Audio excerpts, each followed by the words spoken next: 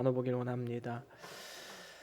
지난 한 주 동안 고난주간을 맞이하여서 특별 새벽 기도를 통해서 우리가 신앙의 본질, 전반적인 이 본질에 대해서 함께 살펴보았습니다. 그래서 이 본질을 어떻게 하면 회복할 수 있을까, 그 말씀에 대해서 함께 말씀을 나누었지요. 평소에 이 새벽 예배가 익숙하지 않으신 분들은 아마 많이 피곤하셨을 것입니다. 하지만 또 한편으로는 평소보다 하나님께서 더 깊은 은혜를 주시고 더 깊은 주님과의 교제가 되었으리라 저는 확신을 합니다. 사실 우리의 삶은 이 고단함의 연속이지요. 속 썩이는 일들이 얼마나 많이 있습니까? 어디 인생 내 마음대로 됩니까? 인생 잘 풀리나 보다 생각하면 또 어려움이 생기고 문제가 생기고, 사실 이것이 우리의 인생입니다. 이러한 인생 가운데 우리의 진정한 참 소망이 무엇일까요? 주님께서 부활하신 것처럼 우리도 부활할 것이다 라는 이것이 우리에게 얼마나 큰 소망이 되는지 모릅니다. 다시 말하면 이 세상에서의 삶이 끝이 아니라 우리에겐 내세가 있다, 영생이 있다, 바로 그것이 우리에게 참 소망이 되는 것입니다. 또한 이것이 우리의 찬송의 제목이지요. 그래서 오늘 본문에도 보면 처음에 뭐라고 시작합니까? 찬송하리로다, 하나님을 찬양하며 경배하며 영광 돌리며 시작하고 있음을 보게 됩니다. 그리스도의 부활이 바로 나의 부활이고 그 부활의 놀라우신 역사하심으로 우리의 삶에는 놀라운 변화가 찾아오게 되었습니다. 우리는 그 놀라운 은혜를 찬양하지 않을 수가 없는 것이지요. 그렇다면 그리스도의 부활의 결과로 우리에게 주신 놀라운 은혜가 무엇입니까? 오늘 본문 말씀을 토대로 네 가지로 우리가 함께 살펴보길 원합니다. 그리스도의 부활로 우리에게 찾아온 결과, 첫 번째는 거듭나게 하심입니다. 거듭나게 하신 것, 하나님께서 우리에게 주신 놀라운 축복이지요. 사실 우리는 죄로 말미암아 영원히 죽은 자들이었습니다. 우리 모두는 이 죄의 DNA를 가지고 태어난 사람들이지요.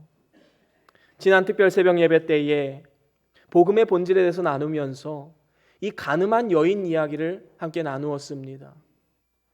그때 두 종류의 죄인이 있다고 제가 말씀을 드렸지요. 한 종류는 어떤 사람입니까?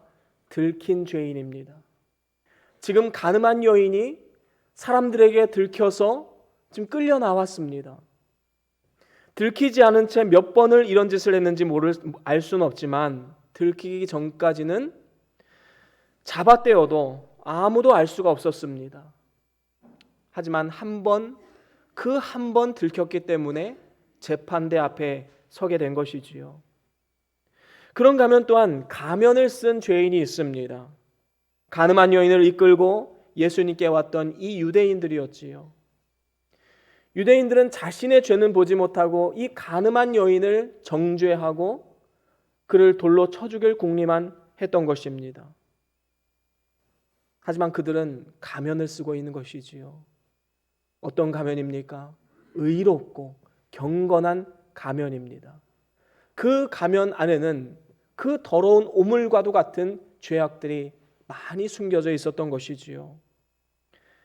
남의 물건을 탐한 죄, 마음으로 간음한 죄, 궁시렁거린 죄, 남을 헐뜯는 죄, 거짓말한 죄, 작당한 죄, 이 수많은 들키지 않은 죄들, 가면 속에 숨겨진 죄들을 가지고 있음에도 불구하고 그것을 인지하지 못하고 남을 정죄함을 통해서 나의 의를 드러내려고 했던 이 가면 쓴 죄인들도 있었습니다. 우리는 딱 둘 중에 하나입니다. 들킨 죄인이든 가면 쓴 죄인이든 우리는 모두 다 마음속에 죄를 품고 살아가고 또 환경과 여건만 주어지면 언제든지 죄에 빠질 수밖에 없는 연약한 존재임을 우리는 분명히 기억해야 할 것입니다. 그래서 영이 하나님과 끊어진 상태였기 때문에 영원한 멸망인 지옥에 가야 딱 맞는 그러한 사람들이었지요. 그런데 이러한 우리를 위해서 예수님께서 대신 십자가를 짊어지고 십자가에서 죽으셨습니다. 대신 죄짐을 지신 것이지요. 그리고 3일 만에 부활하셨습니다. 그래서 오늘 본문 3절에 이렇게 말씀합니다. 오늘 본문 3절 같이 한번 더 읽어보겠습니다. 3절 시작. 찬송하리로다. 우리 주 예수 그리스도의 아버지 하나님이 그 많으신 긍휼대로 예수 그리스도의 죽은 자 가운데서 부활하심으로 말미암아 우리를 거듭나게 하사 산 소망이 있게 하시며. 아멘. 그렇습니다. 예수님이 우리를 위해서 죽으셨습니다. 그리고 부활하셨습니다. 그 부활하심으로 말미암아 뭐라고 말씀합니까? 우리를 거듭나게 하셨다라고 말씀하고 있습니다.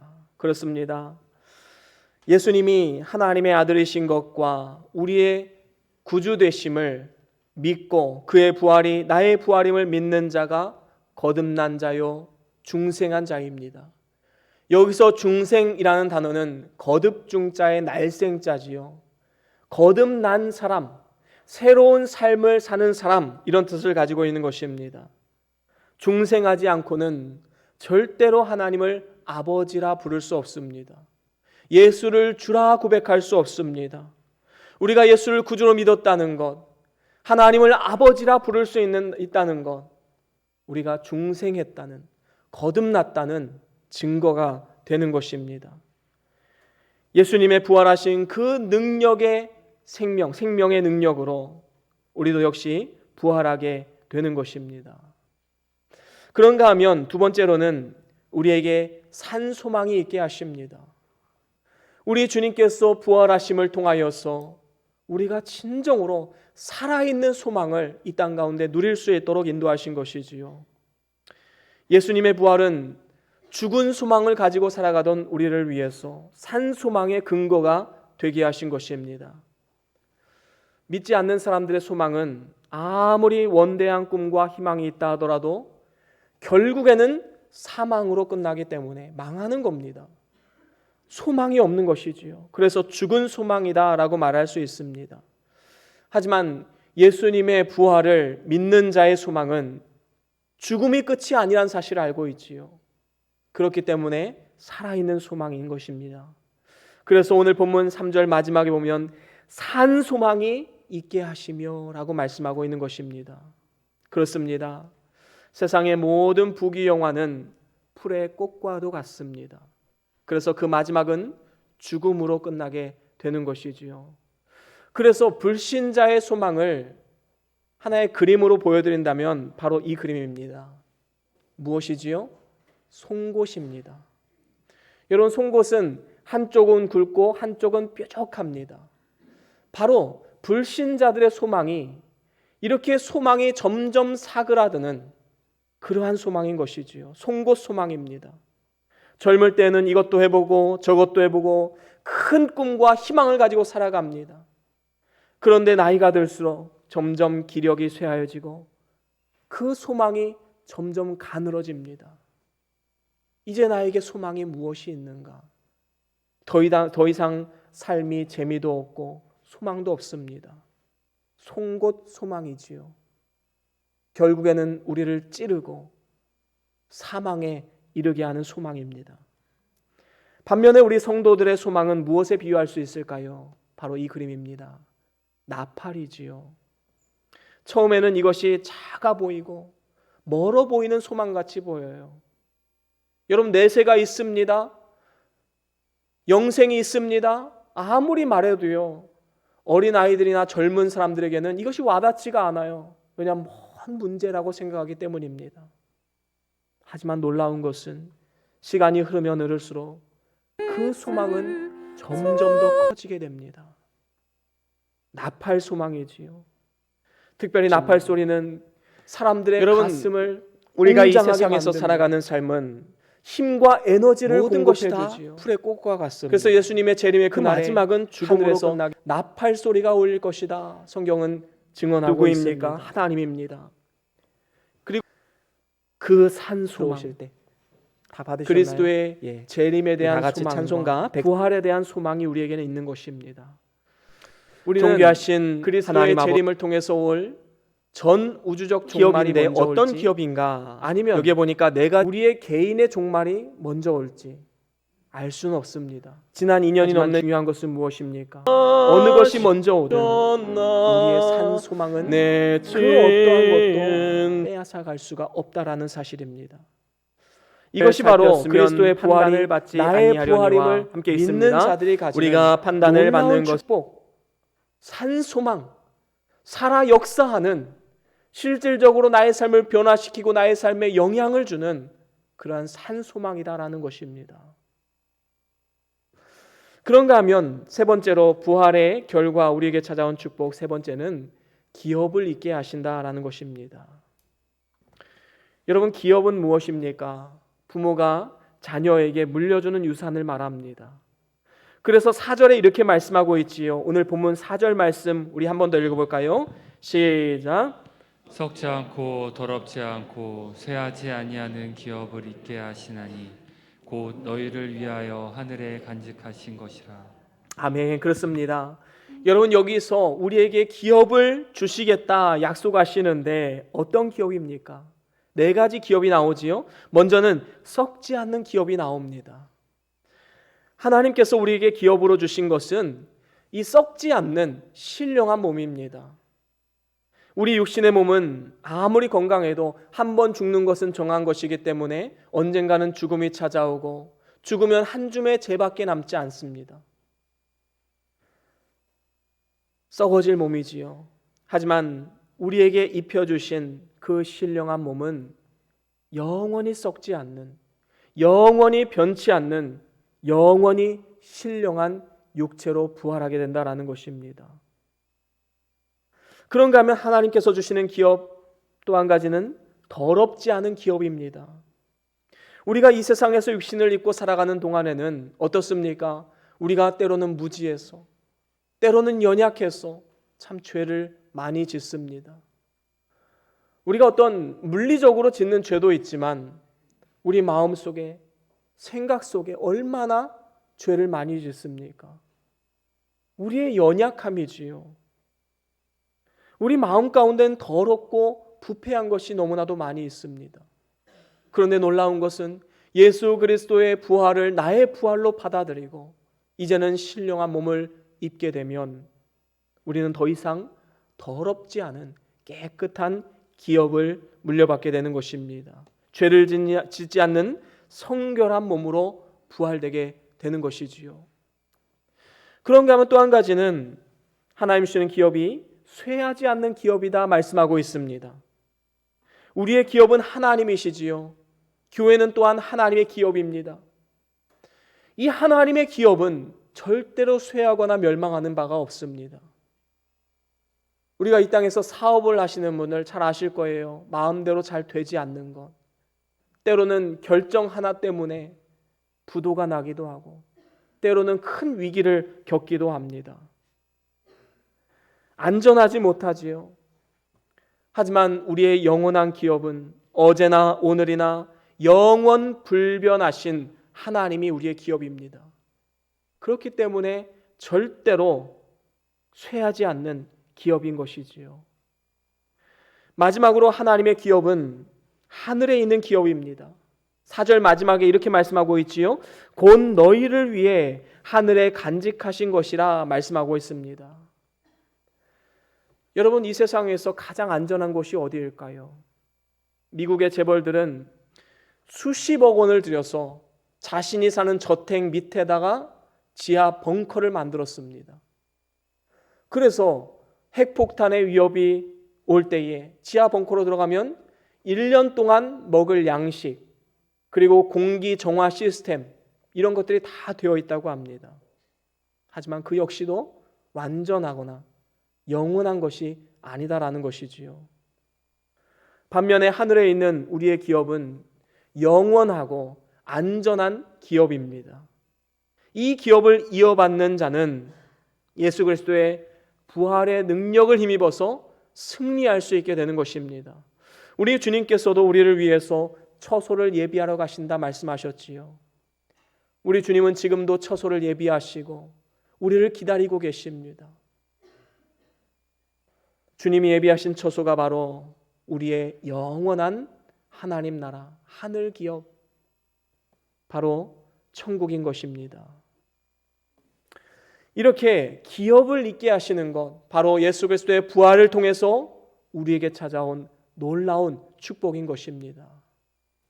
그런가 하면 마지막으로 네 번째로는 보호를 받게 하심입니다. 예수님은 부활 승천하셔서 하나님 우편에 앉으셨습니다. 여러분, 하나님 우편에 앉으셨다라는 이 상징적인 의미가 무엇일까요? 그것은 바로 왕권입니다. 권세와 영광의 자리이지요. 하늘과 땅의 모든 권세를 가지신 능력의 자리, 왕의 자리입니다. 예수님께서는 그 자리에서 전 우주적 왕권을 행사하시고 또한 신령한 왕권을 행사하고 계신 것입니다. 전 우주적 왕권, 우주에 있는 모든 만물과 만사를 주관하심으로써 우리 주님이 허락하지 않으시면 참새 한 마리도 땅에 떨어지지 않는 것입니다. 우리의 머리털 하나도 해할 수가 없는 것이지요. 또한 신령한 왕권이란 무엇입니까? 우리 주님께서 주님의 몸된 교회를 지금도 보호하고 계십니다. 키워가고 있는 왕권이지요. 예수님은 나의 주님이십니다. 예수님은 내 가정과 교회의 주님이십니다. 이러한 교회의 본질을 회복한 그 사람, 그 가정, 그 공동체는 천지우주 만물을 지으신 왕이신 예수 그리스도께서 지금도 보호해 주신다라는 것입니다. 그분이 우리를 어떻게 보호하십니까? 우리를 떠나지 않고 보호하신다 약속하고 있습니다. 이 땅을 살아가면서 부모님을 먼저 보내기도 하고 때로는 부부간에도 먼저 배우자를 떠나 보내야 하는 경우도 있습니다. 때로는 자녀를 먼저 보내야 할 때도 있습니다. 하지만 세상 끝날까지 나와 함께 하시고 나를 보호하시고 나를 인도하시는 그분, 바로 그분이 예수님 뿐입니다. 오직 예수님만이 우리를 책임져 줄 수 있지 언제까지 부모가 자녀를 책임져 줄 수가 있겠습니까? 천국 가는 그날까지 우리의 믿음을 지켜주시고 주님 앞에 서는 그날에 우리에게 상급과 영광을 주시는 분, 바로 예수 그리스도의 왕권으로부터 나오는 것입니다. 그래서 오늘 본문 5절 말씀에도 이렇게 말씀하지요. 오늘 본문 5절 한 번 더 읽어보겠습니다. 시작. 너희는 아바스에 나타내기로 예비하신 구원을 얻기 위하여 믿음으로 말미암아 하나님의 능력으로 보호하심을 입었나니. 아멘. 그렇습니다. 오늘날 수많은 환난과 삶의 위협으로부터 하나님의 능력으로 보호함을 받았다, 우리에게 말씀하고 있습니다. 오늘 저와 여러분들이 이곳에 있는 이유가 무엇입니까? 하나님의 보호하심 때문 아닙니까? 지난 2년이 넘는 시간 동안에 우리는 코로나19로 인하여서 일상이 무너지고 많은 두려움에 빠졌었습니다. 참 얼마나 걱정이 되는지요. 하지만 사실 따지고 보면요, 이 코로나 바이러스로 죽은 사람보다 교통사고나 질병으로 죽는 사람 훨씬 더 많습니다. 사실 우리의 삶 자체가 위협이고 고난이고 환난이 있을 수밖에 없는 것이지요. 이러한 모든 환난이나 질병, 사고로부터 보호하신 분이 누구입니까? 바로 우리 하나님이십니다. 예수 그리스도께서 우리를 보호하셨기 때문에 지금 이 자리에 우리가 서 있을 수가 있는 것이지요. 우리가 이 세상을 살아가면서 너 좀 구원을 더 이루다 와야겠다, 하나님의 섭리가 있기 때문에 하나님은 하루하루 우리의 삶을 보호하시면서 삶을 연장해 주시는 것입니다. 그래서 우리는 계속해서 이 구원을 이루어 나가야 되는 것이지요. 특별히 하나님은 그리스도의 부활을 힘입어서 믿음으로 담대하게 나아가는 성도들을 보호하십니다. 다니엘의 세 친구 풀무불에 들어가는 그 순간 얼마나 두려움이 있었을까요? 하나님을 신뢰했지만 그 육신의 마음은 어쩔 수 없이 두려운 마음도 있었을 것입니다. 그런데 놀라운 사실은 무엇입니까? 그 뜨거운 풀무불에 들어갔을 때 죽어도 다시 살리실 능력의 예수 그리스도를 바라보고 하나님을 바라보며 나아갔을 때 그 안에서 살아서 나올 수 있는 은혜가 있었다라는 것입니다. 그 불이 그들을 살릴 수가 없었던 것이지요. 우리도 역시 믿음으로 나아가면 예수님이 부활의 능력으로 함께 하셔서 조금도 해함이 없도록 끝까지 보호해 주실 것입니다. 그래서 어떠한 환난이 온다 할지라도 우리는 끝까지 낙심해서는 안 됩니다. 한번 올 테면 와봐라. 배짱을 가지고 나아가야 되는 것이지요. 담대하게 믿음으로 나아가면 우리는 반드시 최후 승리를 주시겠다. 성경은 말씀하고 있습니다. 이런 사람을 어떻게 세상이 감당할 수 있을까요? 이런 사람이 어떻게 사단이 쥐고 흔들 수가 있겠습니까? 이제 말씀을 마무리합니다. 예수님의 부활의 결과로 우리는 거듭나게 되었고 산 소망을 누리게 되었습니다.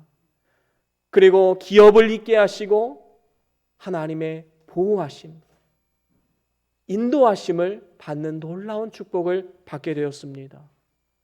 오늘 이 부활주일 이 아침을 맞이해서 그리스도의 부활의 결과 우리에게 찾아온 놀라운 그 은혜, 그 축복을 마음속 깊이 오늘도 새기시고 그리스도와 더불어 남은 인생을 승리하며 나아가는 그러한 복된 삶이 다 될 수 있기를 주의 이름으로 간절히 축원합니다. 우리 다 같이 잠깐 동안 기도하시겠습니다. 존귀하신 하나님 아버지, 오늘 부활주일을 맞이하여서 예수 그리스도께서 이 땅에 오셔서 십자가에 달려 죽으시고 3일 만에 부활하신 결과 우리에게 어떤 변화가 생겨나게 되었는지 깨닫게 하시니 참으로 감사를 드립니다. 그리스도의 부활의 결과로 우리를 거듭나게 하시고 산 소망을 갖게 될 뿐만 아니라 기업을 잊게 하시고 영원한 보호를 받게 되었음을 깨달아 싸우니 이제 이후로부터 주님 앞에 서는 그날까지 부활의 주님과 함께 승리하는 삶을 살아갈 수 있도록 은혜 위에 은혜를 더하여 주시옵소서. 또한 이후에 성례식이 거행됩니다. 하나님께서 좌정하시고 은혜를 베풀어 주시어서 이 성례식에 참여하는 모든 성도들에게 하나님의 크고 놀라우신 은혜와 축복이 임하는 축복의 예식이 될 수 있도록 은혜를 내려 주시옵소서. 모든 것 주님께 감사드리오며 우리 주 예수 그리스도의 이름으로 간절히 기도드리옵나이다. 아멘.